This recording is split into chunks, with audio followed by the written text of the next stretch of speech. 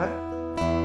Kembali kita akan masuk dalam pemahaman Alkitab kita hari ini, yaitu kitab Imamat pasal 10 ayat ke-8 hingga ayat ke-11. Saya akan bacakan dalam kitab saya terjemahan lama, yaitu dalam kitab Imamat pasal 10 ayat ke-8 hingga ayat ke-11. Maka berfirmanlah Tuhan kepada Harun firman-Nya, baik air anggur, baik minuman yang keras, jangan diminum olehmu atau oleh anak-anakmu pun sertamu apabila kamu masuk ke dalam kemah perkebunan, supaya jangan kamu mati dibunuh.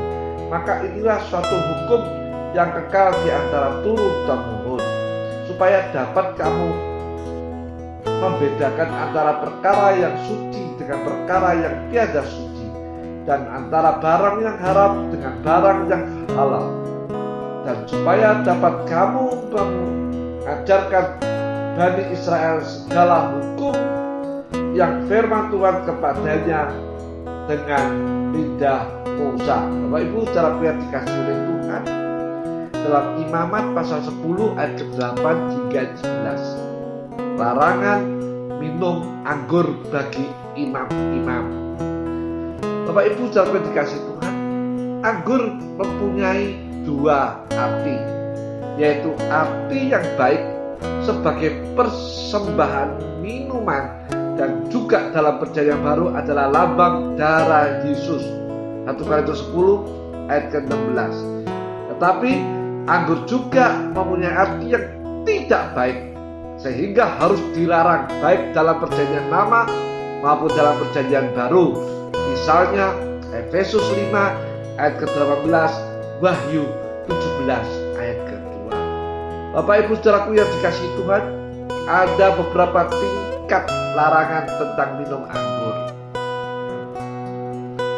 Yang pertama, imam dan imam besar pada waktu masuk kemah sembahyang, sekalipun dalam kemah sembahyang ada banyak anggur, dalam Yeremia 35 ayat ke-4 hingga ayat ke-5. Bahkan di atas meja roti pertunjukan ada persembahan minuman anggur, Keluaran 37 ayat ke-16 serta Bilangan 4 ayat ke-7, sehingga imam dapat tergoda minum anggur sendirian dalam kemah sembahyang waktu bertugas. Tetapi awas, hukuman mati. Yang kedua, seorang naksir selama menjadi naksiri tidak boleh minum anggur, Bilangan 6 ayat ke-3 hingga ayat ke-4, 8 serta 20. Dan yang ketiga, orang-orang Rehabi, seluruh keluarga sama sekali tidak mau minum anggur, Yeremia 35 ayat ke-6 serta sampai ayat ke-10, dan ini dipuji oleh Tuhan, Yeremia 35 ayat ke-14. Bapak saudaraku yang dikasihi Tuhan, imam-imam tidak dilarang sepenuhnya minum anggur, hanya di waktu tugas pelayanan di dalam rumah Tuhan. Maksudnya supaya jangan mabuk di dalam pelayanan. Anggur itu sama dengan atau artinya perkara-perkara duniawi.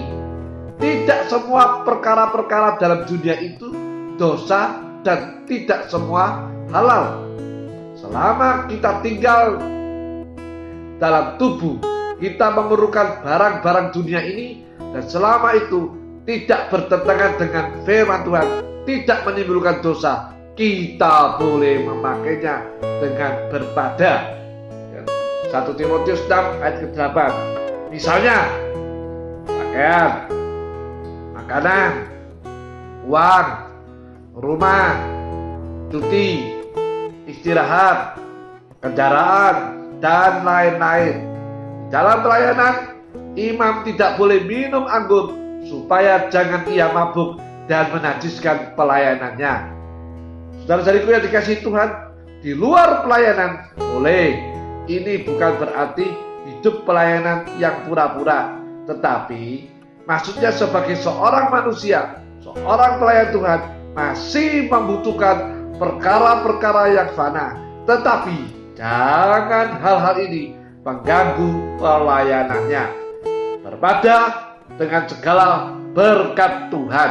Jangan karena kurang sesuatu lalu pelayanannya sembarangan. Sebaliknya, jangan kita menuntut pelayan-pelayan Tuhan untuk hidup tanpa anggur sama sekali, seperti orang-orang Yahudi mengharapkan Tuhan Yesus. Misalnya Matius 11 ayat ke-19, mereka mengharapkan Tuhan Yesus juga makan belalang.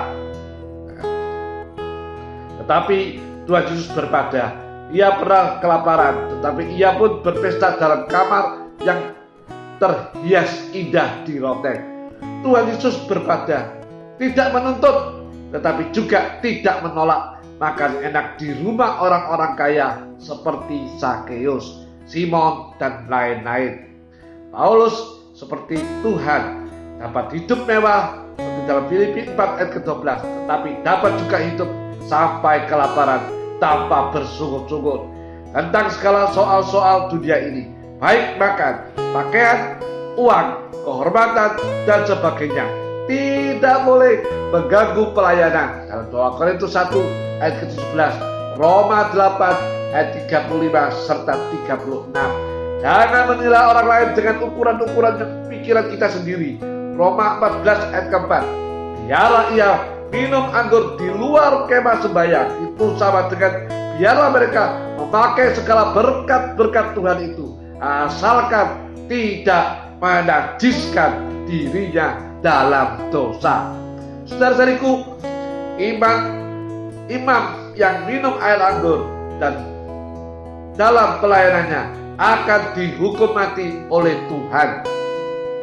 Seorang pelayan Tuhan yang dalam pelayanannya diarahkan untuk perkara-perkara duniawi, maka hidup rohaninya akan mati. Sekali lagi saya katakan, seorang pelayan Tuhan yang dalam pelayanannya diarahkan untuk perkara-perkara duniawi, maka hidup rohaninya akan mati. Dan Tuhan akan meninggalkan dia, sekalipun mungkin masih melayani Tuhan, tetapi Allah tidak lagi mengenalnya. Matius 7 ayat ke-23. Memang diam-diam dalam ruangan suci, imam-imam lebih-lebih yang ketagihan dapat sembunyi-sembunyi minum anggur, tetapi bagi Allah tidak ada perkara yang tersembunyi. Bapak Ibu, saudaraku yang dikasihi Tuhan, dalam Imamat 10 ayat 8 sampai 11 berkata tentang mabuk, tetapi kita harus berhati-hati jangan sampai mabuk. Anggur itu cepat membuat orang menjadi mabuk, sehingga timbul perkara-perkara yang memalukan. Nuh menjadi telanjang dalam Kejadian 9 ayat ke-21. Pakaiannya dilepas oleh karena ingin anggur, lalu jadi berdosa. Bohong, pura-pura, macam-macam alasan dan sebagainya. Pakaian kesucian lepas. Saudara-saudariku, kesalahan Nuh ialah ia spesial berkebun anggur. Tentu sebelumnya ia sudah mendapat buah anggur. Karena manis, ia ingin mendapat lebih banyak, lalu menjadi petani anggur sampai mabuk. Kalau sambil berjalan mendapat anggur, makanlah, tetapi jangan khusus mengejar kesukaan-kesukaan yang fana. Nanti lupa daratan, mata gelap, mengajar terus sehingga hilang kesucian, mengejar terus sehingga hilang kesuciannya dan menjadi telanjang.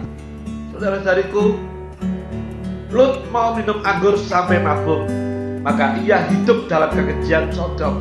Kejadian 19 ayat 31 hingga 32. Perbuatan seperti adat orang Sodom, perkara-perkara fana harus dibatasi. Jangan meniru orang Sodom atau dunia sehingga menjadi mabuk.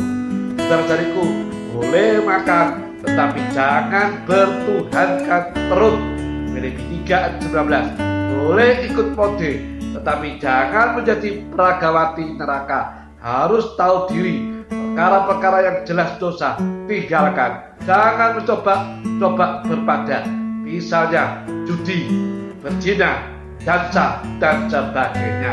Orang yang mabuk dapat bertambah terus sampai mati seperti Nabal yang menambah terus dalam kemabukannya. 1 Samuel 25 ayat 36 hingga 37. Akhirnya mati. Beberapa pelayan Tuhan menjadi mati rohaninya, murtad sebab mabuk dalam perkara-perkara duniawi. Ini mungkin sebab itu harus berhati-hati. Saudara-saudariku, sebab itu pada orang-orang yang bernasar atau orang-orang Natsiri, selama mereka dalam masa-masa tersebut atau seumur hidupnya seperti Simpson, Yahya Pembaptis dan sebagainya, mereka tidak minum anggur. Bahkan orang-orang Rehab sama sekali menolak anggur untuk seluruh bangsa dan turunannya. Bapak Ibu saudara yang dikasihi Tuhan, selama segala hari ia seorang Natsiri, ia suci bagi Tuhan. Bilangan 6 ayat ke-8. Sekali selama segala hari ia seorang Natsiri, ia harus suci bagi Tuhan. Dalam perjanjian baru tidak lagi ada dasar, tetapi lebih daripada dasar. Orang-orang yang ada roh Tuhan ingin hidup sepenuhnya bagi Kristus. Filipi 1 ayat ke-21, Roma 14 ayat ke-8. Seperti Paulus, dan ini bahkan lebih dari seorang Natsiri, seluruh hidup dan cita-citanya bagi Tuhan, penyerahannya sepenuh. Bapak Ibu saudara sekalian, sampai di sini pemahaman kita. Kita akan lanjutkan besok tetap dalam Imamat pasal 10 ayat 8 hingga 11 ya. Sampai jumpa besok pagi. Tuhan Yesus memberkati.